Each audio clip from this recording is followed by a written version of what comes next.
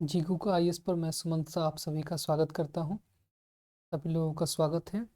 देखिए, आज की क्लास ताम्रपाषाण काल के ही आगे अंतर्गत हम लोग आगे बात करेंगे। ताम्रपाषाण काल को पिछली क्लास में आपने एक परिचय के रूप में ले लिया था और यहाँ आपको मैंने कहा था कि ताम्रपाषाण काल में 3 टॉपिक आपको पढ़ने हैं। हड़प्पा पूर्व, हड़प्पा संस्कृति और हड़प्पा बाद की ग्रामीण संस्कृति। हड़प्पा पूर्व एक गांव था, हड़प्पा संस्कृति एक शहर था और हड़प्पा परवर्ती जो है यह वापस से गांव के रूप में देखने को मिलता है। हड़प्पा पूर्व की ग्रामीण संस्कृति को आपने देखा था, इसमें कुछ विशेषताओं के रूप में आपने हड़प्पा में देखा था कि ये लोग गांव में निवास करते थे। फिर आपने देखा था हड़प्पा शहरी सभ्यता को, और इस दरमियान हमने कहा था इसके अंतर्गत आपको एक सामान्य परिचय, खोज का इतिहास, इसके विस्तार, इसकी प्रकृति, इसकी अर्थव्यवस्था, इस समाज, राजनीति, धर्म एवं संस्कृति, उद्भव और पतन के बारे में आपको पढ़ना चाहिए।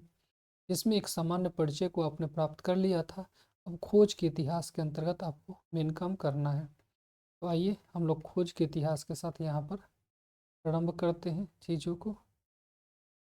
ठीक है, परिचय यहाँ पर आपको इस तरीके से मिल गया था। हम लोग आज खोज के इतिहास के साथ यहाँ पे बात करेंगे। तो यहाँ टॉपिक है हड़प्पा की खोज का इतिहास। खोज का इतिहास किस तरीके से यहाँ खोजी गई चीज़ें, तो इस खोज के इतिहास के साथ हम लोग यहाँ पर अपनी चीज़ों को प्रारंभ करेंगे। खोज का इतिहास, ठीक है। देखिए जरा सा, जो हड़प्पा टीला है, इस हड़प्पा टीले की ओर, जो हड़प्पा टीला है, इस टीले की ओर जो सर्वप्रथम ध्यान दिया जिस व्यक्ति ने, उसका नाम था चार्ल्स मैसन। चार्ल्स मैसन। तो चार्ल्स मैसन वह व्यक्ति है जिसने सर्वप्रथम हड़प्पा टीले की ओर ध्यान दिया था, या हड़प्पा टीले का सर्वप्रथम इसने उल्लेख किया था, सर्वप्रथम इसके बारे में बताया था, वो है चार्ल्स मैसन। ठीक है। इसके बाद चार्ल्स मैसन ने सर्वप्रथम हड़प्पा टीले का जिक्र किया था। इसके बाद 1853 से 56 तक लाहौर से कराची के बीच, लाहौर से कराची के बीच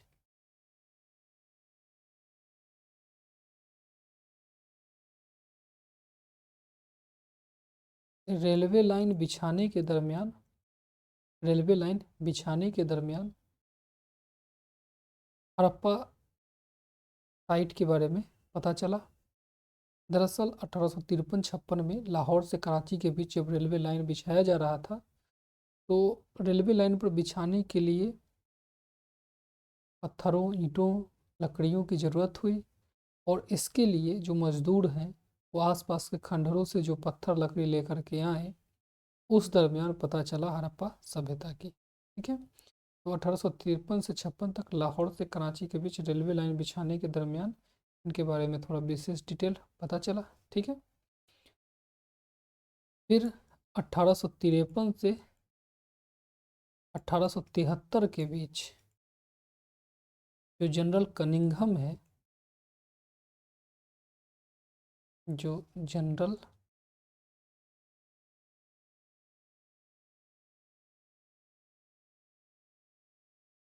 कनिंघम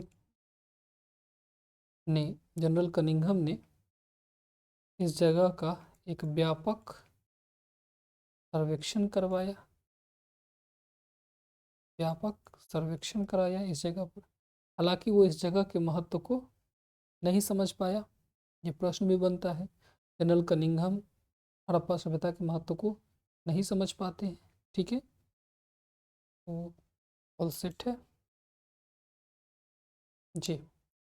तो जनरल कनिंघम जो है वो हड़प्पा सभ्यता के महत्व को नहीं समझ पाते हैं। ठीक है। फिर अच्छा, जनरल कनिंघम इस समय जो एएसआई है, जो एएसआई है उस एएसआई के डीजी रहते हैं, डायरेक्टर जनरल रहते हैं। ठीक है, इस एएसआई के जो आर्कियोलॉजिकल सर्वे ऑफ इंडिया है इसके डायरेक्टर जनरल रहते हैं और ये इसके नहीं समझ पाते। तो एएसआई की स्थापना कब हुई थी भाई? तो जो एएसआई है, आर्कियोलॉजिकल सर्वे ऑफ इंडिया, इसकी स्थापना जो है वो हुई थी आपकी 1861 में, 1861 में। और इस समय जो गवर्नर जनरल है का नाम है लॉर्ड कैनिंग। ठीक है, कैनिंग इसका नाम है, लॉर्ड इसका टाइटल है। तो कैनिंग के समय में एएसआई की स्थापना हुई थी और एएसआई के तत्कालीन जनरल जो था, डायरेक्टर जनरल था, वो है जनरल कनिंघम था। और ये 1853 से 78 तक इसका व्यापक सर्वेक्षण कराया, लेकिन फिर भी इसके महत्व को नहीं समझ पाया। वो नहीं समझ पाया कि इस जगह पर एक महान सभ्यता छुपी हुई है, खोई हुई है, इसके महत्व को ये नहीं समझ पाया। ठीक है, इसी में एक पुरातत्व विभाग होता है, पुरातत्व विभाग। तो ये पुरातत्व विभाग जो है, पुरातत्व विभाग है, ये पुरातत्व विभाग की स्थापना कर्जन के काल में हुई थी, कर्जन के काल में हुआ था। पुरातत्व विभाग है, इस पुरातत्व विभाग की स्थापना कर्जन के काल में हुआ था, ये भी आपको ध्यान रखना है। जो वर्तमान में जो एएसआई है और जो पुरातत्व विभाग है, वर्तमान में एएसआई और पुरातत्व विभाग दोनों के दोनों संस्कृति और पर्यटन मंत्रालय के अंतर्गत आते हैं। संस्कृति एवं पर्यटन मंत्रालय के अंतर्गत आते हैं। संस्कृति एवं पर्यटन मंत्रालय के अंतर्गत आते हैं। जो वर्तमान में एएसआई और पुरातत्व विभाग है, ये संस्कृति एवं पर्यटन मंत्रालय के अंतर्गत आते हैं। ये एक बीच में आपको अलग फैक्ट मिल गया। ये यहाँ पे आपने क्या देखा, 1863 से 53 से 73 के बीच जनरल कनिंघम ने इस जगह का व्यापक सर्वेक्षण कराया और लेकिन इसके महत्व को नहीं समझ पाया। तो कुछ समय और बीत गया। कुछ समय बीतने के बाद समय आता है आपका 1921 का। और 1921 में जो एएसआई के डीजी बनते हैं उनका नाम था जॉन मार्शल। तो जॉन मार्शल डीजी बनते हैं इस समय, तत्कालिक director general of ASI. ASI के तत्कालिक डीजी जॉन मार्शल ने इसकी इसकी जो है, जॉन मार्शल ने इसकी नियमित खुदाई प्रारंभ करवाई। और किसके अंतर्गत? तो 1921 में इन्होंने जो दयाराम साहनी है, दयाराम साहनी है, दयाराम साहनी ने हड़प्पा की और जो 1922 में राखला दास बनर्जी हैं, जिन्हें आरडी बनर्जी भी कहा जाता है, आरडी बनर्जी, इन्होंने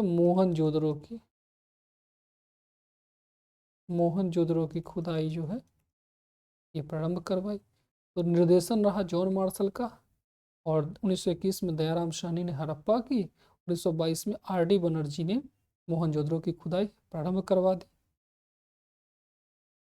अब इस तरीके से पूरे सिंधु घाटी में जो सर्वप्रथम उत्खनित स्थल था, पूरे के पूरे सिंधु घाटी में वो सर्वप्रथम उत्खनित किए जाने वाला स्थल जो बन गया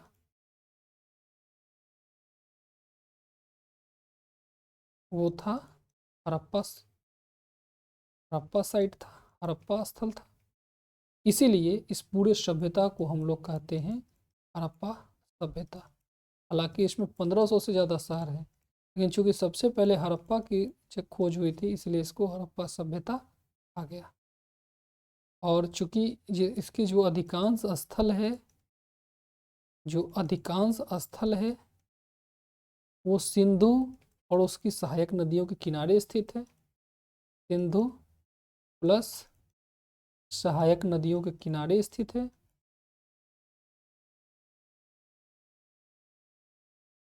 सहायक नदियों के किनारे स्थित है, इसीलिए इस सभ्यता को हम लोग कहने लगे सिंधु घाटी सभ्यता। सिंधु घाटी सभ्यता का नाम इसको दिया गया। ठीक है, इतनी सी बात है।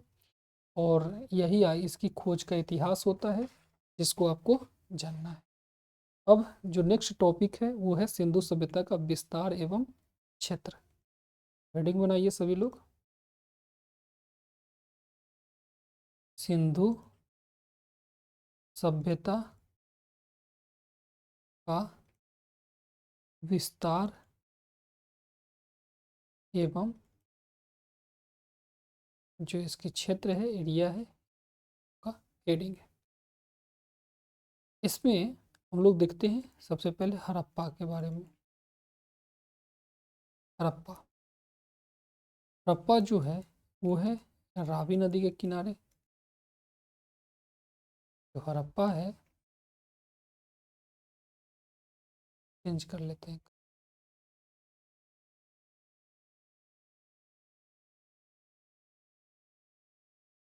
जो हड़प्पा है, सबसे फेमस है हड़प्पा। ये रावी नदी के किनारे है। किसकी नदी के किनारे है? तो रावी नदी के किनारे है। कि जो खोज है या खुदाई है वो करी दयाराम साहनी ने। दयाराम साहनी ने कब किया? तो 1921 में किया। और ये वर्तमान में कहाँ पड़ता है? तो इसकी जो वर्तमान अवस्थिति है वो है मांटगोमरी, पाकिस्तान। मांटगोमरी पाकिस्तान में ये पड़ता है। मांटगोमरी जिला पाकिस्तान में ये हड़प्पा जो है ये आता है। ठीक है, तो ये हड़प्पा के बारे में 4 बात आपको ध्यान रखनी है, विशेष रूप से एकदम विस्तार और क्षेत्र के हिसाब से। फिर जो दूसरा स्थल है, जो दूसरा स्थल है वो है मोहनजोदड़ो। जो दूसरा प्रमुख स्थल है वो है मोहनजोदड़ो। ये सब शहरों के नाम है इस सभ्यता के। मोहनजोदड़ो सिंधु नदी के किनारे था। सिंधु नदी के किनारे था। इसकी खुदाई जो है वो आर.डी. बनर्जी या राखलादास बनर्जी ने करवाया था। ये खुदाई हुआ 1922 में। 1922 में खुदाई हुआ। और ये लाड़काना जिला पाकिस्तान में, ये लाड़काना जिला पाकिस्तान में ये पड़ता है। नेक्स्ट है सुतका गेंडोर। नेक्स्ट जो जिला है उसका नाम है सुतका गेंडोर। सुतका गेंडोर। ये सुतका गेंडोर जो है ये दास्क नदी के किनारे था। दास्क नदी के किनारे था ये। ठीक है, इसकी जो खोज है या खुदाई जो है वो R.L. स्टाइन महोदय ने किया था।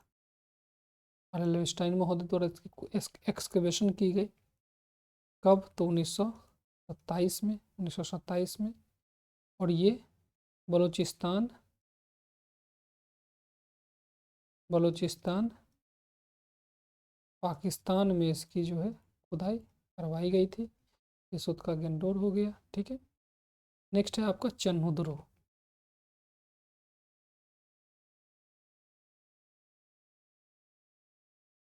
चन्हुद्रो, ये चन्हुद्रो जो है ये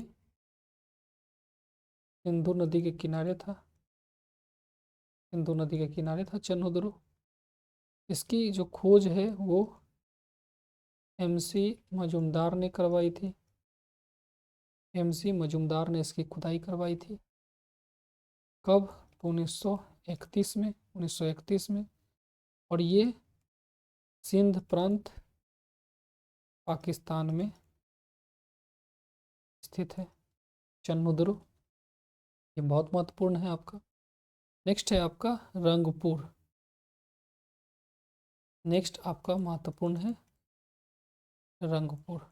ये रंगपुर, ये रंगपुर जो है ये मादर नदी के किनारे है। मादर नदी के किनारे था।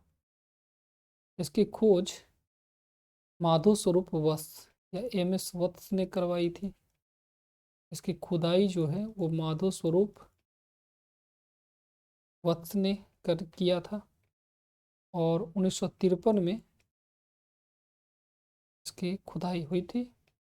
और ये अहमदाबाद अहमदाबाद गुजरात में स्थित है। अहमदाबाद गुजरात में ये रंगपुर स्थित है। नेक्स्ट है, जो नेक्स्ट है वो है कोट तीजी। कोट तीजी, और ये कोट दीजी जो है ये सिंधु नदी के किनारे था। ये कोट दीजी सिंधु नदी के किनारे था। इसकी खुदाई गुड़से महोदय ने किया था। गुड़से महोदय ने किया था। ये 1935 में खुदाई करवाई गई थी इसकी। और ये सिंध पाकिस्तान में आता है। तो ये सिंध प्रांत पाकिस्तान में कोट दीजी आता है। नेक्स्ट बात करें तो रोपड़। नेक्स्ट साइट है रोपड़। रोपड़ जो है यह सतलज नदी के किनारे था। रोपड़ जो है यह सतलज नदी के किनारे था। सतलज नदी के किनारे था। इसकी खोज या खुदाई वाई डी शर्मा ने किया था। कब? तो 1935 में किया था। और जो रोपड़ है ये पंजाब भारत में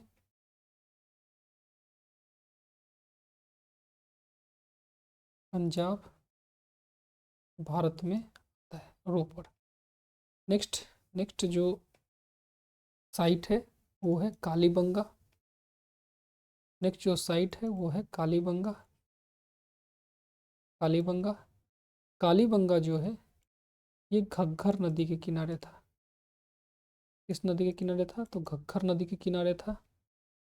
इसकी खोज या खुदाई अमलानंद अमलानंद उसने करवाया था। ये इसकी खुदाई 1953 में हुई थी। 1953 में हुई थी। और ये गंगानगर राजस्थान में ये साइट जो है था। ठीक है, कालीबंगा। नेक्स्ट जो शहर है वो है लोथल। लोथल, और ये जो लोथल है ये भोगवा नदी के किनारे था। ये लोथल जो है ये भोगवा नदी के किनारे था। ठीक है। और इसकी खोज या खुदाई एस आर राव ने करवाया था। ये 1955 में कराया गया था इसकी खुदाई। और ये अहमदाबाद गुजरात में अहमदाबाद गुजरात में ठीक है, लोथल अहमदाबाद गुजरात में आता है। नेक्स्ट है आलमगीरपुर। नेक्स्ट जो साइट है वो है आलमगीरपुर। आलमगीरपुर जो है ये हिंडन नदी के किनारे था। हिंडन नदी के किनारे था। आलमगीरपुर हिंडन नदी के किनारे था। और इसकी खोज वाई डी शर्मा यज्ञदत्त शर्मा ने करवाया था इसकी खुदाई। ये 1958 में इसकी खुदाई करवाई गई थी। और ये आपके मेरठ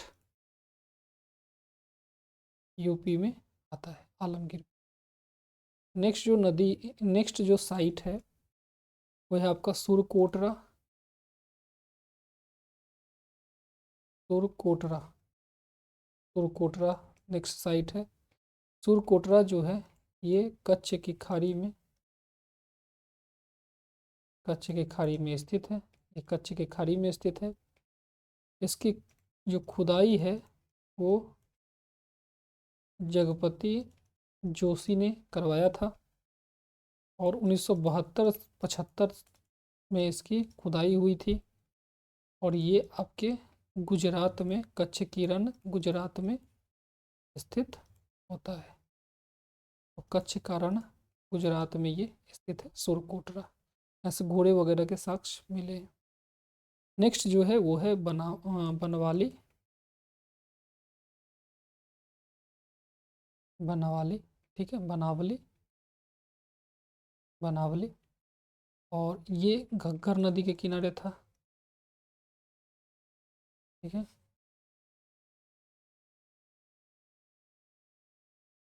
ये जो है वो घग्गर नदी के किनारे था, बनावली। ये घग्गर नदी के किनारे था। इसकी खुदाई आर.एस. बिष्ट महोदय ने करवाई थी। आर.एस. बिष्ट महोदय ने करवाई थी। ये 1973 में खुदाई करवाई गई थी। और ये हिसार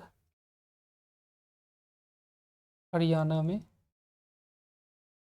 स्थित है। ये हिसार हरियाणा में स्थित है। नेक्स्ट है आपका धौलावीरा। नेक्स्ट जो साइट है उसका नाम है धौलावीरा। ये राखी गढ़ी के बाद सबसे बड़ा है धौलावीरा। ये मनहर मानसर नदी के किनारे था। मनहर मानसर नदी के किनारे है। ये मनहर मानसर नदी के किनारे है, ठीक है। इसकी खोज, धौलावीरा की खोज जगपति जगपति जोशी ने करवाया था। जगपति जोशी ने करवाया था। ये 1990-91 में 1990-91 में इसकी खुदाई करवाई गई थी। और ये कच्छ का रण गुजरात जो है इसमें स्थित था। कच्छ के रण गुजरात में स्थित था धौलावीरा, ठीक है। नेक्स्ट है आपका राखी गढ़ी, ठीक है। नेक्स्ट है आपका राखी गढ़ी।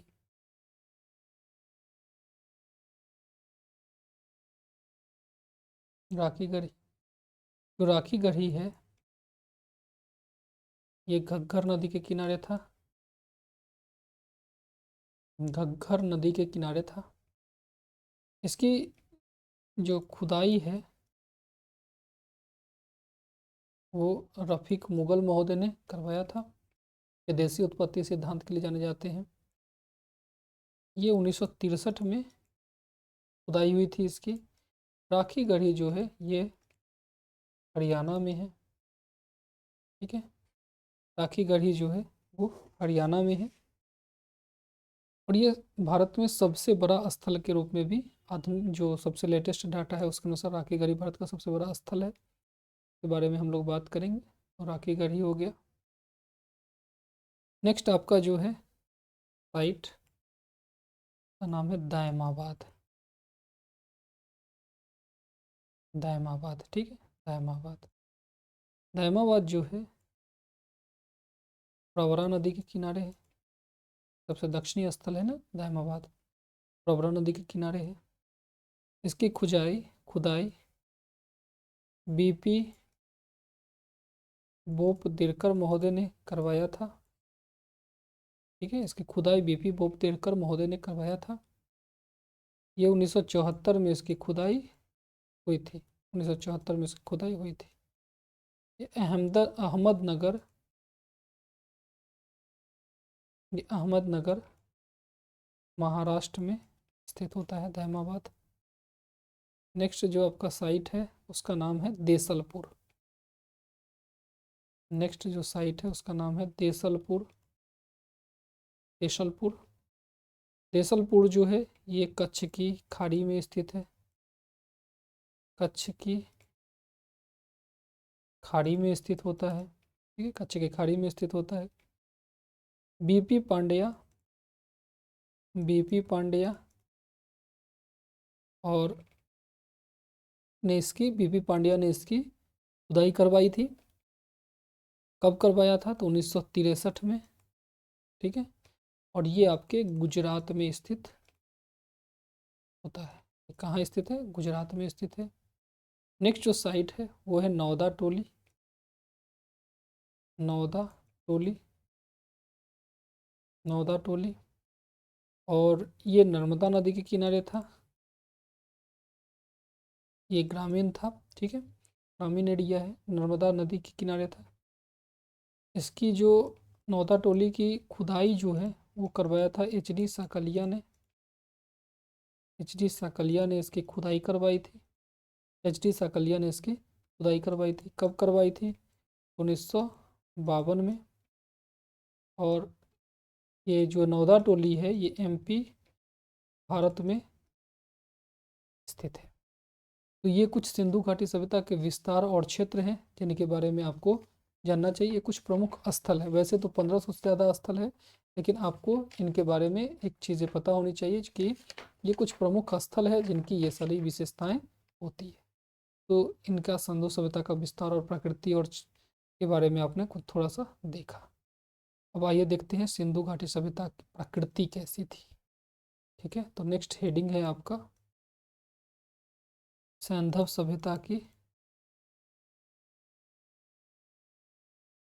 ठीक है, सैंधव सभ्यता की प्रकृति। नेक्स्ट हेडिंग है आपका सैंधव सभ्यता की प्रकृति। ठीक है, चलिए आइए इसे देखते हैं अब सैंधव सभ्यता की प्रकृति के बारे में। सबसे पहली बात तो यह एक शहरी सभ्यता थी। प्रकृति की बात करें तो इसमें सबसे पहली बात ये हो गई कि यह एक शहरी सभ्यता थी। तो शहर की विशेषता क्या है यहाँ? तो हम कहेंगे यहाँ बड़े भवन है, बड़े भवन है, व्यापार, वाणिज्य, ट्रेड कॉमर्स, व्यापार वाणिज्य, लिपि, लिपि, शहर चलाने के लिए शासकीय तंत्र,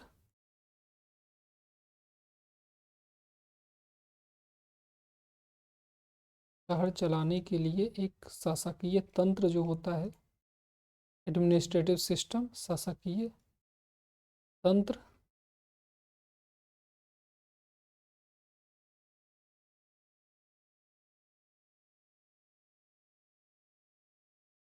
शहर चलाने के लिए जो शासकीय तंत्र है इस पर पता चलता है, इस पर ये सारी की सारी पता चलता है।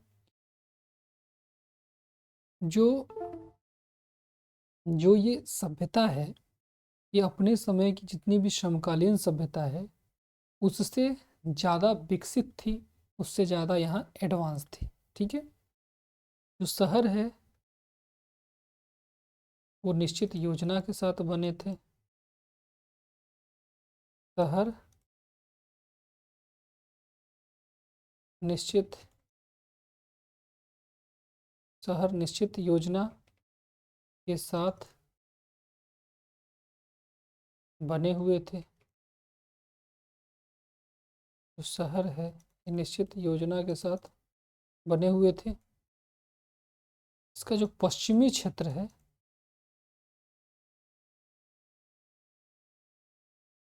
शहर का जो पश्चिमी क्षेत्र है वो पश्चिमी क्षेत्र बाउंड्री वॉल किया गया था, दुर्गीकृत था, और इसमें वीआईपी लोग रहते थे।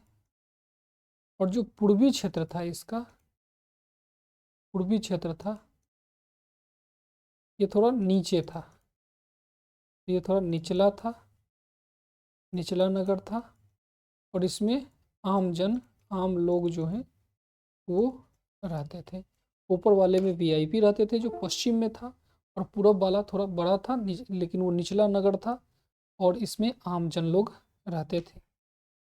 ठीक है, जो पश्चिमी क्षेत्र है इस पश्चिमी क्षेत्र की बाउंड्री वॉल की गई थी, तो किलाबंदी किया गया था इसका, इसकी बाउंड्री वॉल की गई थी। जो पश्चिमी क्षेत्र है उसकी किलेबंदी की गई थी। लेकिन जो नीचे वाला था इसकी किलाबंदी नहीं की गई थी। ठीक है, तो इसमें आम लोग रहते थे। तो ऊपर वाले को हम लोग कहते थे, जो ऊपरी टीला जो पश्चिम में था इसे ऊपरी टीला, और नीचे वाले को निचला टीला कहा जाता था। मौंड निचला टीला कहा जाता था। हालांकि ये सभी शहरों में इस तरीके से पश्चिमी और पूर्वी क्षेत्र नहीं है, इसके कुछ अपवाद भी है। अपवाद मतलब कुछ कुछ शहर ऐसे हैं जहाँ ये दो से ज़्यादा भी बटे हुए हैं। जैसे क्या क्या अपवाद है इसमें, तो देखिए जरा सा। सबसे बड़ी बात है, जो लोथल और सुरकोटरा है, लोथल प्लस सुरकोटरा, लोथल और सुरकोटरा, इसमें जो दुर्ग है, दुर्ग जो है और निचला टीला, दोनों एक ही बाउंड्री वॉल से घिरा गया है। लोथल और सुरकोटरा में दुर्ग प्लस निचला टीला एक ही रक्षा प्राचीर से एक ही रक्षा प्राचीर से घिरा है, यानी इसमें बाउंड्री वॉल एक साथ की गई है। फिर कालीबंगा की बात करें तो कालीबंगा में जो निचला टीला है इसकी भी बाउंड्री वॉल की गई है, अलग अलग है लेकिन इसकी भी बाउंड्री वॉल की गई है। कालीबंगा में निचला टीला को भी दुर्गीकृत किया गया है। और अपवाद क्या है भाई, तो चन्हुदरों में, जो चन्हुदरो है यहाँ ऊपर नीचे किसी में भी, पश्चिम पूर्व किसी में भी रक्षा प्राचीर नहीं है। चन्हुदरों में रक्षा प्राचीर है ही नहीं। एक सबसे बड़ी जो अपवाद है वो है धौलावीरा में। जो धौलावीरा है, इस धौलावीरा में शहर जो है वो 3 भागों में बटा है। इस धौलावीरा में जो शहर है ये 3 भागों में बटा है, एक ऊपरी टीला, एक बीच वाला टीला और एक निचला टीला। ठीक है, 3 टीला में धौलावीरा में बटा हुआ है। तो इस तरीके से आपने देखा कि जो पश्चिमी क्षेत्र है दुर्गीकृत, जिसमें वीआईपी लोग रहते थे, और पूर्वी क्षेत्र जो निचला नगर था जिसमें आम लोग रहते थे, इसके कई सारे अपवाद हैं। जो लोथल है जो एक बंदरगाह नगर था, ये, और सुरकोटरा में जहाँ से घोड़े के साक्ष्य मिले हैं, इसमें दुर्ग और निचला टीला एक ही रक्षा प्राचीर से घिरा था। जो कालीबंगा है, इस कालीबंगा में निचले टीले को भी दुर्गीकृत किया गया था। चन्हुदरों में कोई भी रक्षा प्राचीर नहीं है, कहीं बाउंड्री वॉल नहीं की गई है। और धौलावीरा में जो शहर है वो 3 भागों में शहर जो है यहाँ बटा हुआ था। ठीक है, तो ये इसकी प्रमुख विशेषता के रूप में नजर आती है। आइए और शहर की प्रकृति को देखते हैं। प्रकृति और विशेषताएं दोनों एक साथ हम लोग देख रहे हैं। अब बात करते हैं रोड की, हड़प्पा सभ्यता की सड़कों की बात करते हैं। ठीक है, सड़क व्यवस्था जो यहाँ थी वो कैसी थी इसकी बात करते हैं। ठीक है, जो सभ्यता के जो नगर थे वो नगर वर्गाकार या आयताकार था।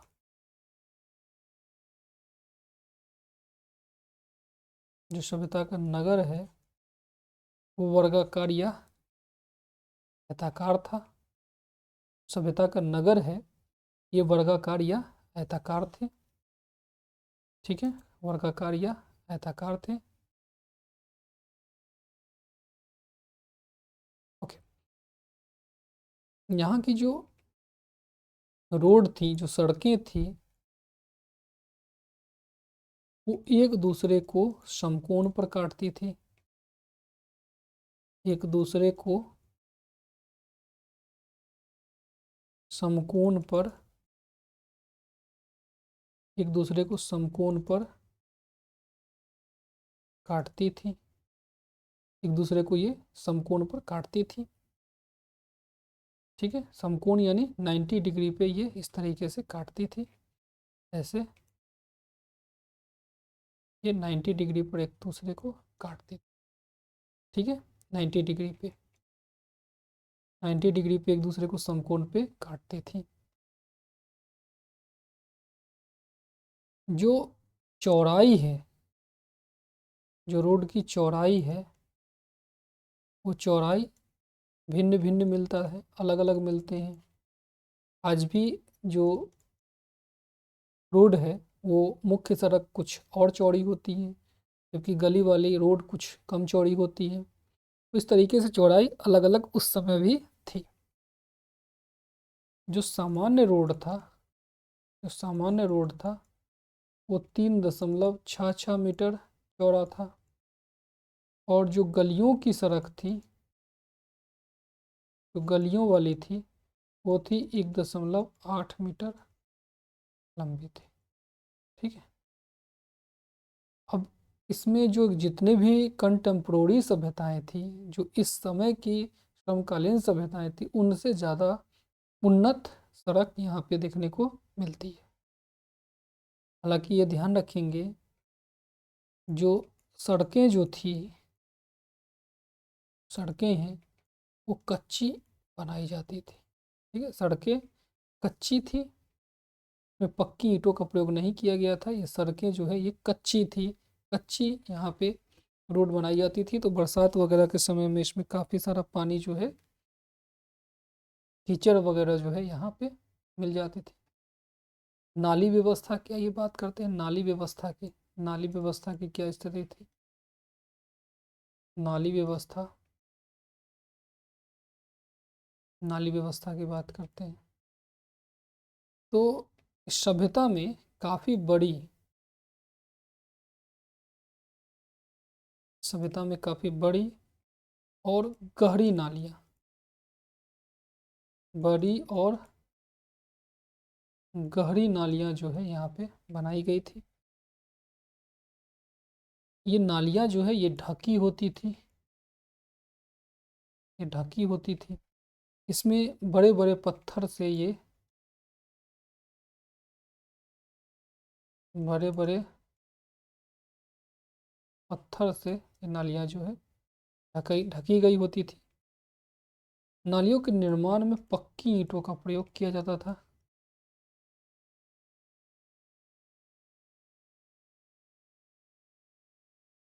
पक्की ईंटों का प्रयोग जो है किया गया था। जो जुराई होती है नालियों की, इस जुराई के लिए चूना तथा जिप्सम का प्रयोग जो है किया जाता था। जुराई के लिए, इनको जोड़ने के लिए चूना तथा जिप्सम का प्रयोग ये लोग करते थे। बड़ी नालों के लिए सोख्ता का भी प्रबंध था। सोख्ता यानी हम कह सकते हैं मेन होल, जो मेन होल जिसके जरिए पानी निकासी किया जा सके, तो सोख्ता का भी प्रबंध देखने को मिलता है। कुल मिला कर हम कह सकते हैं नाली व्यवस्था जो थी, नाली व्यवस्था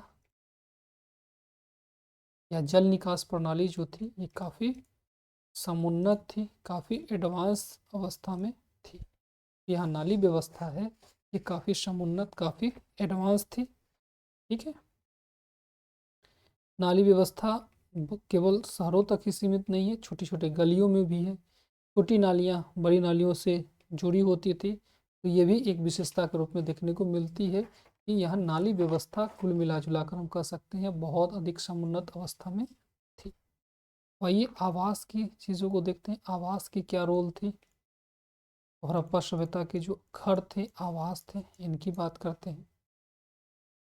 जो इस सभ्यता के घर हैं, ये घर उपयोगितावादी दृष्टिकोण से बनाए गए थे। जो घर थे वो घर उपयोगितावादी दृष्टिकोण से बनाए गए थे। यहाँ के घर जो थे वो घर उपयोगितावादी दृष्टिकोण से बनाए गए थे। उपयोगितावादी दृष्टिकोण का क्या अर्थ है? तो सुख सुविधा से युक्त होते थे। जो घर थे वो सुख सुविधा युक्त होते थे। ठीक है, सुख सुविधा युक्त यहाँ पर घर होते थे। जो घर है वो एक मंजिला, द्विमंजिला, द्विमंजिला या कहीं कहीं बहुमंजिला। ठीक है, बहुमंजिला, एक मंजिला, द्विमंजिला या बहुमंजिला तक होते थे। ठीक है,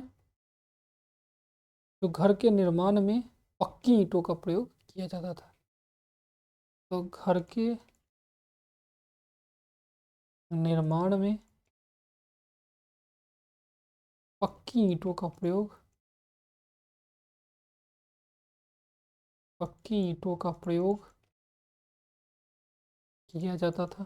घर के निर्माण में पक्की ईंटों का प्रयोग किया गया था। हालांकि चनउदरों में कच्ची ईंटें ही हैं, लेकिन आमतौर पर बड़ी पक्की ईंटों का प्रयोग किया जाता था। तो प्रत्येक घर है इसमें रसोई मिलता था, किचन बनाए जाते थे, आंगन था, स्नानागार था, बाथरूम था भाई, स्नानागार था। ठीक है, टॉयलेट था, शौचालय था, शौचालय था, ये सब घर के अंदर बने रहते थे। रसोई, आंगन, स्नानागार, शौचालय सब बने रहते थे। जो घर के दरवाजे हैं, घर के दरवाजे ये मुख्य रोड की ओर नहीं खुलते थे, मुख्य सड़क की ओर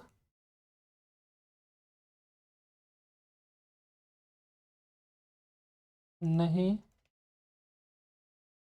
खोले जाते थे।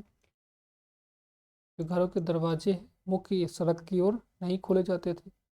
इधर खोलेंगे भाई तो ये खोले जाएंगे गलियों में।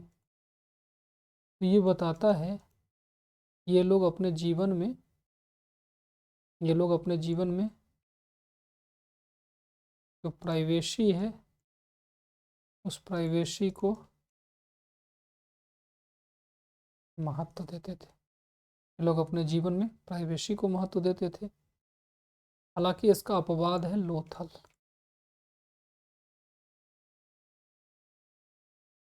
इसका अपवाद है लोथल, यानी लोथल में घरों के दरवाजे जो है वो मुख्य सड़क की ओर खोले जाते थे। ठीक है, इसका अपवाद क्या है? लोथल। चलिए ये आगे देखते हैं। अब घर के अंदर जैसे ही प्रवेश करते थे, तो एक घर देख लीजिए आप, डिजाइन। ठीक है, ये इस तरीके से घर हुआ करते थे। तो घर में इधर दरवाजा हो गया, जैसे ही प्रवेश करते थे तो घर के दरवाजे के ठीक आगे एक दीवार हुआ करती थी। इस दीवार के ठीक पीछे यहाँ आंगन हुआ करता था, यहाँ आंगन हुआ करता था। फिर आंगन के यहाँ आंगन हुआ करता था। अब यहाँ से आप गए, यहाँ रास्ता है। ठीक है, यहाँ रास्ता तरीके से रास्ता हुआ करता था और यहाँ पे कमरे बनाए जाते थे। यहाँ कमरे इस तरीके से बनाए जाते थे, किचन वगैरह सारा कुछ बना रहता था। यानी यहाँ प्रवेश करते ही व्यक्ति को पहले या तो इधर या तो इधर जाना होगा। जैसे ही जाएंगे ये आंगन में आ जाएंगे और यहाँ से इस कमरे में ये जा सकते हैं। आंगन में ही आपका स्नाना ये कुआं वगैरह होते थे, छत पर जाने के रास्ते होते थे क्योंकि बहुमंजिला घर है। ठीक है, आंगन जो है ये कच्चा होता था। ठीक है, आंगन जो है ये कच्ची ईंटों के बने होते थे। हालांकि एक अपवाद है, वो है कालीबंगा। और कालीबंगा में जो आंगन है ये पक्की ईंटों के, कालीबंगा के जो आंगन है वो पक्की ईंटों के बने हैं। बाकी जगहों पर जो आंगन है वो कच्ची ईंटों के बने होते थे। ठीक है, तो इस तरीके से आवास जो है यहाँ पे काफ़ी महत्वपूर्ण हो जाता है। तो ये इसकी प्रकृति है मुख्य रूप से। अब हम लोग बात करते हैं इस सभ्यता की अर्थव्यवस्था की। आइए हेडिंग बनाइए, सिंधु घाटी सभ्यता की अर्थव्यवस्था। सिंधु घाटी सभ्यता की अर्थव्यवस्था, सैंधव सभ्यता की अर्थव्यवस्था की बात करते हैं, इनकी आर्थिक स्थितियों को देखते हैं। ठीक है, अर्थव्यवस्था।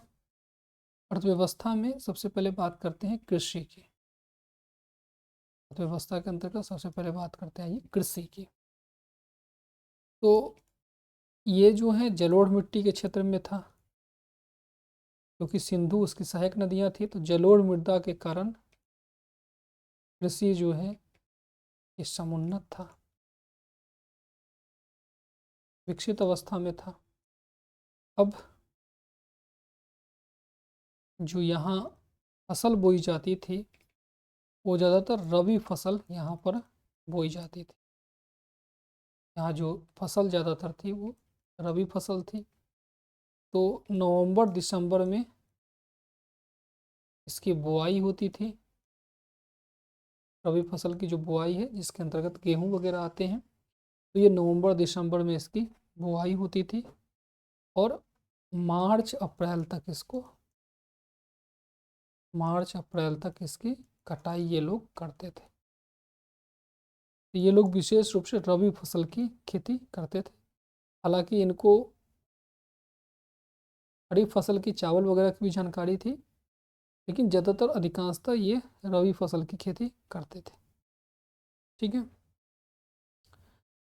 मुख्य रूप से ज़्यादातर ये लोग 9 फसलों को अपनाते थे। 9 फसल की खेती ये लोग प्रमुखता से करते थे। 9 फसलों की खेती ये लोग प्रमुखता से करते थे। कौन कौन फसल है वो? तो गेहूं है, जौ है, कपास है, गेहूं, जौ, कपास, खरबूज, ठीक है, खरबूज, राई, सरसों, तिल, मटर। इस तरीके से ये लोग गेहूं, जौ, कपास, तरबूज, खरबूज, राई, सरसों, तिल, मटर, ये सब 9 फसलों की खेती जो ये प्रमुखता से करते थे, जिसमें कुछ रबी था, कुछ जायद था। हालांकि इनको खरीफ फसल की भी जानकारी थी। कैसे? जैसे चावल की इनकी जानकारी थी। लोग चावल को प्रमुखता से नहीं करते हैं, लेकिन चावल की जानकारी इनको बहुत अच्छी तरीके से थी। कैसे? तो जो लोथल है, जो भोगवा नदी के किनारे लोथल था, इस लोथल से चावल के साक्ष्य मिले हैं। लोथल से चावल के साक्ष्य मिले हैं। रंगपुर से धान की भूसी के साक्ष्य मिले हैं। रंगपुर गुजरात, तो धान की भूसी यानी ये भी चावल के ही साक्ष्य है, तो रंगपुर से साक्ष्य मिले हैं। लोथल और रंगपुर से चावल के साक्ष्य मिलते हैं। कृषि से आपको ये चीज़ ध्यान रखना चाहिए, बहुत मोस्ट ऑफ इम्पोर्टेंट है। कालीबंगा है, कालीबंगा, इस कालीबंगा से जुते हुए खेत के साक्ष्य, जुते हुए खेत के साक्ष्य, जुते हुए खेत के साक्ष्य जो है ये कालीबंगा से मिले हैं। कालीबंगा राजस्थान में, हनुमानगढ़ जिले में है। और इसी तरीके से एक और इम्पोर्टेंट है बनावली। बनावली से एक मिट्टी का हल मिला है, मिट्टी के हल का नमूना मिला है, प्रतिकृति मिला है। ठीक है, मिट्टी के हल का नमूना जो है ये प्राप्त हुआ है। ये आपके कृषि से संबंधित कुछ फैक्ट है जिनको आपको ध्यान रखना है। इसके अलावा कृषि से ही अब पशुपालन जुड़ा हुआ है, तो आइए पशुपालन के देखते हैं, पशुपालन के बारे में। पशुपालन, पशुपालन, ठीक है। पशु का इस समय विशेष महत्व था, पशु का महत्व प्राप्त हो गया था। हालांकि गाय को विशेष महत्व तो वैदिक काल में होगा, लेकिन इसमें पशु का महत्व है। क्या क्या चीज़ के लिए? तो कृषि कार्य में ये लोग पशु का उपयोग कर रहे हैं। बैलगाड़ी इस समय परिवहन का साधन था, तो परिवहन के रूप में पशु का उपयोग किया जा रहा है। जो कॉमर्स है, विपणन है, व्यापार है, इसमें माल ढुलाई के लिए किया जा रहा है इसको। इसके अलावा भोजन, मांस के रूप में भी इसका उपयोग ये लोग कर रहे हैं। पशु को कई तरह से पशुओं का प्रयोग कर रहे हैं। किस किस पशुओं की जानकारी है इनको, ये महत्वपूर्ण है। इनको जानकारी किन किन पशुओं का है? इनको गाय की जानकारी है, गाय की जानकारी बिल्कुल है। गाय, भैंस, गाय, भैंस, कुत्ता, गाय, भैंस, कुत्ता, बिल्ली, बिल्ली, हाथी, हाथी, बारहसिंगा, बारहसिंगा, ऊंट, ऊंट की भी इनको जानकारी है, कुब्बर वाले ऊंट की भी जानकारी है। घोड़ा, कई जगह से घोड़ा के भी साक्ष्य मिले हैं। घोड़ा, बैल, बैल, इन सब की इसकी जानकारी है। गाय, भैंस, कुत्ता, बिल्ली, हाथी, बारहसिंगा, ऊंट, घोड़ा, बैल, ये सब जानवरों की इनको जानकारी है। हालांकि ध्यान रखेंगे, जो गाय है, ऊंट है, जो घोड़ा है, ये तीन जानवर ऐसे हैं जिनका किसी मृदभांड पर वर्णन नहीं किया गया है। मृदभांड में इसका अंकन नहीं है। इसका क्या अर्थ हुआ? इसका क्या अर्थ है? तो जो गाय, ऊंट और घोड़ा है, इसका किसी की मिट्टी के बर्तन में इनका फोटो नहीं बनाया गया है। इन किसी भी मिट्टी के बर्तन पर, मेदभांड यानी मिट्टी के बर्तन पर इसकी जानकारी नहीं है। ठीक है, कुछ साक्ष्य की बात करते हैं जहां से हमें ये साक्ष्य प्राप्त हुए हैं। ठीक है, एक जगह है सुरकोटरा, सुरकोटरा। इस सुरकोटरा से घोड़े का कंकाल मिला है। सुरकोटरा है, यहाँ से घोड़े का कंकाल मिला है आपको। नेक्स्ट है आपका लोथल, लोथल, लोथल से घोड़े का जबड़ा मिला है, घोड़े का जबड़ा प्राप्त हुआ है। नेक्स्ट है राणा घुंडई,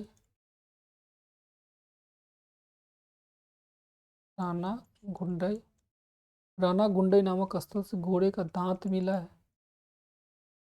घोड़े के दांत के साक्ष्य मिले, दांत। फिर है मोहनजोदड़ो, मोहनजोदड़ो, मोहनजोदड़ो से घोड़े की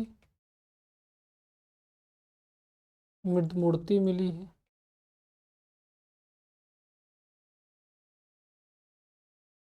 घोड़े की मिट्टी की मूर्ति बनी हुई मिली है। जो एक श्रृंगी बैल की पूजा के जो साक्ष्य हैं वो आपके मोहनजोदड़ो से मिला है, मोहनजोदड़ो, मोहनजोदड़ो से वृषभ पूजा के साक्ष्य मिले हैं, वृषभ पूजा के साक्ष्य मोहनजोदड़ो से आपके मिले हैं। वृषभ वृषभ पूजा मोहनजोदड़ो से साक्ष्य मिले हैं। तो इस तरीके से कुछ साक्ष्य आपके बहुत सारे स्थलों से मिले हैं जिनको आपको ध्यान में रखना है। पशुपालन को लेकर के आपको ये फैक्ट आपको ध्यान में रखना है। पशुपालन, पशु कई तरह से महत्वपूर्ण थे। इन जानवरों के बारे में जानकारियाँ थी। गाय, ऊँट, घोड़ा का किसी मृदभांड में अंकन नहीं है। हालांकि शेर के बारे में भी जानकारी नहीं है, शेर के बारे में भी जानकारी नहीं है। साक्ष्य के रूप में आपको सुरकोटरा से घोड़े का कंकाल, लोथल से घोड़े का जबड़ा, राना घुंडई से घोड़े का दांत, मोहनजोदड़ो से घोड़े की मृदमूर्ति और मोहनजोदड़ो से वृषभ पूजा के भी साक्ष्य मिले हैं।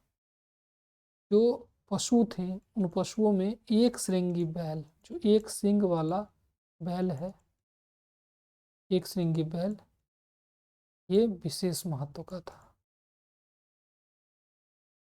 ये जो बैल है, एक सिंग वाला बैल, ये विशेष महत्व वाला एक सिंग वाला जो बैल था, वो इस काल में विशेष रूप से महत्वपूर्ण था, विशेष रूप से ये महत्व रखता था।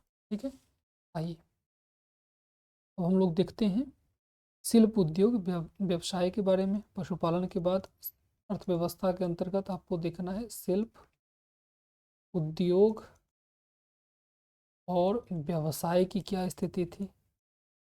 शिल्प उद्योग और व्यवसाय की स्थिति को देखते हैं। इस समय कई प्रकार के उद्योग धंधे हैं, जिसमें सूती वस्त्र उद्योग जो है, इसकी बात करते हैं। सबसे पहले कई प्रकार के उद्योग धंधे हैं, सूती वस्त्र उद्योग की बात करते हैं। सूती वस्त्र उद्योग जो है, यह सबसे प्रधान उद्योग था।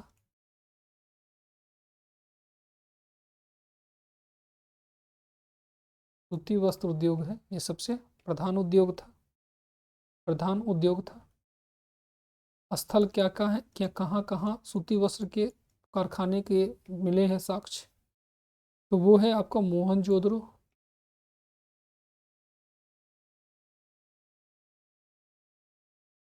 मोहनजोदड़ो, आलमगीरपुर,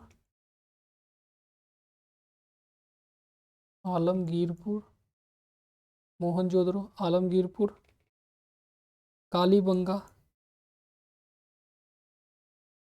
कालीबंगा, ये सारे स्थलों से आपके सूती वस्त्र उद्योग के साक्ष्य मिलते हैं, सूती वस्त्र उद्योग के साक्ष्य मिलते हैं। जो ऊनी वस्त्र उद्योग है, ये भी इस समय बहुत महत्वपूर्ण था। तो सूती वस्त्र उद्योग के अलावा जो ऊनी वस्त्र है, ये ऊनी वस्त्र उद्योग भी बहुत महत्वपूर्ण था। ठीक है, जो दूसरा प्रमुख उद्योग था वो था, जो दूसरा प्रमुख उद्योग था वो था मनका उद्योग। जो दूसरा प्रमुख उद्योग था वो था मनका उद्योग। तो मनका उद्योग जो है, ये दूसरा एक प्रमुख व्यवसाय के रूप में था। तो यह दूसरा दूसरा प्रमुख व्यवसाय था। ये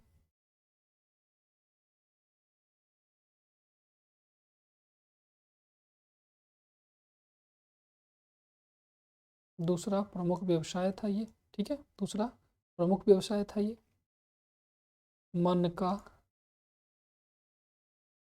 किस चीज़ के बने होते थे? मनका यानी गले का हार किस चीज़ के बने थे? तो ये बने थे आपके सोना, चांदी, तांबा,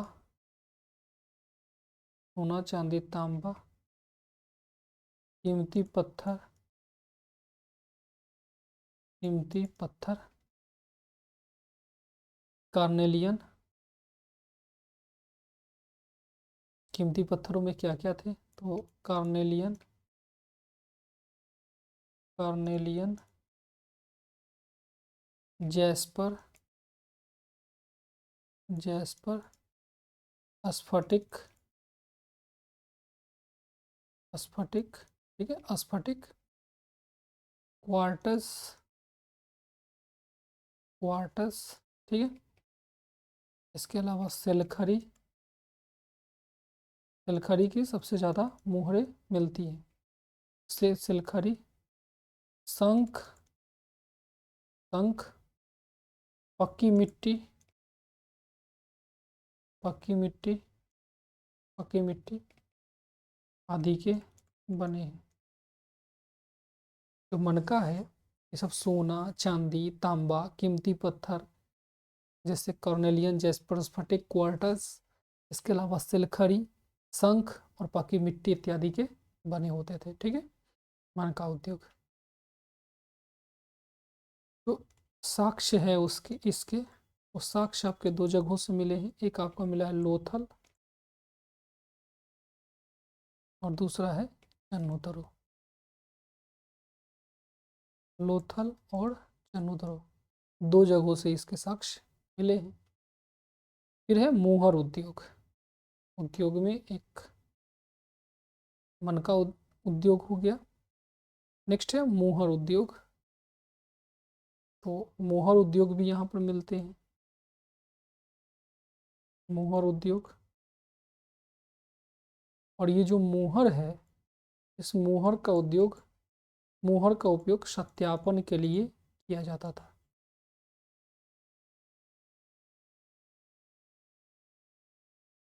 ये जो मोहरें हैं, इस मोहरों का उपयोग सत्यापन के लिए किया जाता था। सत्यापन के लिए कैसे? जब एक जगह से वस्तु दूसरी जगह भेजी भेजी जाती थी तो उसमें बोरी में रखकर भेजी जाती थी। तो बोरी का मुंह किसी रस्सी से बांध दिया जाता था और रस्सी के दोनों छोर पर गीली मिट्टी लगा दिया जाता था और उस गीली मिट्टी के ऊपर मुहर लगा दी जाती थी ताकि सत्यापन हो सके यह सामान किसका है। साथ ही साथ अगर बोरी का जो दोनों वो रस्सी का जो लगाया गया है वो अगर सही सलामत है, टूटा हुआ नहीं है, इसका अर्थ है कि सामान अंदर का सही सलामत है। तो सत्यापन के लिए मोहरों का प्रयोग होता था। सर्वाधिक मोहरें जो हैं वो सेलखरी की बनाई गई हैं। सेलखरी की सबसे ज़्यादा, सेलखरी की सबसे अधिक मोहर है। सबसे अधिक मोहर जो है वो सेलखरी की बनाई गई है। बाकी मिट्टी, चर्ट, फ्लिंट, फिरोजा इत्यादि सबकी मोहर मिलती है। जो सिंधु घाटी सभ्यता में इसका जो मोहर का आकार है वो आकार बहुत महत्वपूर्ण है। इसका जो आकार है वो वर्गाकार या आयताकार है। का जो आकार है वो वर्गाकार या आयताकार है। जो गोलाकार मोहर होती है वो फारस की खाड़ी में और बेलनाकार मोहर मेसोपोटामिया में मिलती है। लेकिन यहाँ जो मोहर है उस मोहर का आकार वर्गाकार या आयताकार है। लगभग 2500 मोहर जो है इस पूरी सभ्यता से मिली है अभी तक खुदाई में, जिसमें अकेले 1200 जो है वो मोहन जोदड़ो से मिला है। लगभग 2500 इस काल में मोहर मिली हैं जिसमें 1200 अकेले मोहनजोदड़ो में।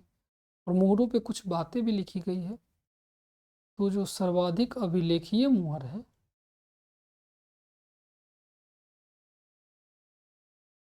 सर्वाधिक अभिलेखीय मोहर, सर्वाधिक अभिलेखीय मोहर है, ये मोहर आपको हड़प्पा स्थल से मिलते हैं। हड़प्पा से मिले हैं जिस पर मोहरों पर कुछ बातें लिखी गई है। इसके अलावा मोहर उद्योग के अलावा बर्तन उद्योग बहुत फेमस था। बर्तन उद्योग था, ठीक है। इसके अलावा बर्तन उद्योग मिट्टी और धातु दोनों के बर्तन हैं। मिट्टी के भी बर्तन हैं, धातु के भी बर्तन हैं। ठीक, मिट्टी और धातु दोनों के बर्तन हैं। बर्तन जो है वो चाक निर्मित भी है।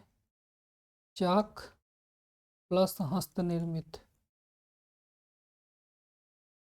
दोनों तरह के बर्तन जो है ये बड़े स्तर पर मिलते हैं। चाक पर भी बनाए गए जाते थे और हाथों से भी बनाए जाते थे। बर्तनों पर लाल रंग का प्रयोग मिलता है। लाल रंग की वस्तुओं का बर्तनों का रंग क्या है? लाल रंग है। जो मिट्टी के बर्तन है उनका रंग लाल है। जो मिट्टी है उसमें बालू मिलाकर, रेत मिलाकर के ये लोग मिट्टी बर्तन बनाते थे तो लाल रंग का हो जाता था।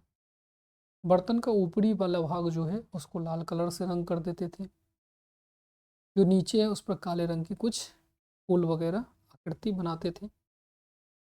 तो लाल रंग का बर्तन है और इस पर काले रंग की डिजाइन बनाई जाती थी जो ज्यामितीय संरचना के रूप में थी। बर्तन का रंग लाल है, इस पर काले रंग का डिजाइन बनाए जाते थे। इसके अलावा धातु संबंधी व्यवसाय था, धातु संबंधी व्यवसाय था, इसमें सोना चांदी, सोना है, चांदी है, ठीक है, पीतल है, कांसा है, कांसा है, ठीक है, ये सब इसका व्यापार होता था। ये लोग इसका व्यवसाय करते थे। बस लोहा का ज्ञान नहीं है, ये बड़ी स्तर पर ध्यान कीजिएगा। लोहा का ज्ञान इन लोगों को नहीं है। बाकी सोना चांदी पीतल कांसा तांबा टीन सबका इसका ये लोग इस्तेमाल करते थे। तांबा भी था इनको जानकारी में, टीन भी था इनकी जानकारी में, लेकिन लोहा का ज्ञान इनके पास नहीं। इसके अलावा अन्य उद्योग की अगर बात करें, के अलावा अन्य उद्योग की अगर हम बात करें, अन्य उद्योग में हम कह सकते हैं ईंट उद्योग है, जो ईंट उद्योग है वो था। पत्थर उद्योग था, पत्थर उद्योग है, ईंट उद्योग है, पत्थर उद्योग है। फिर चटाई बुनाई है, चटाई बुनाई, चटाई बनाने का काम, चटाई बुनाई ये है, ठीक है। ये सब कुछ प्रमुख स्थल है, ये सब कुछ प्रमुख उद्योगों के बारे में इनकी जानकारी है। इसके अलावा हम बात करें कुछ साक्ष्यों की कि कहाँ से कौन से साक्ष्य प्राप्त हुए हैं उद्योगों से रिलेटेड, तो साक्ष्य की बात करते हैं। सबसे पहले बात करते हैं मोहनजोदड़ो की, मोहनजोदड़ो की। तो मोहनजोदड़ो से वस्त्र उद्योग के साक्ष्य मिलते हैं,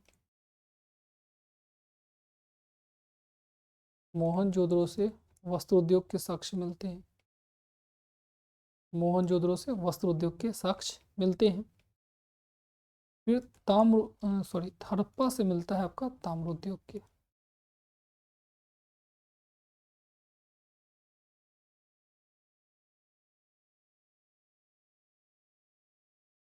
जो हड़प्पा है यहाँ से ताम्र उद्योग के साक्ष्य मिलते हैं। नेक्स्ट लोथल, लोथल से हाथी दांत की कुछ वस्तुएं बनाई जाने के साक्ष्य मिलते हैं। तो हाथी दांत उद्योग जानकारी मिलती है, हाथी दांत से विभिन्न तरह के सजावटों के सामान बनाए जाते थे। लोथल से हाथी दांत उद्योग के साक्ष्य मिलते हैं। फिर चन्हुदरो, चन्हुदरो और दायमाबाद, चन्हुदरो और दायमाबाद, यहाँ से कांस्य की कुछ उद्योगों की जानकारी मिलती चन्हुदरो और दायमाबाद से। इसके अलावा चन्हुदरो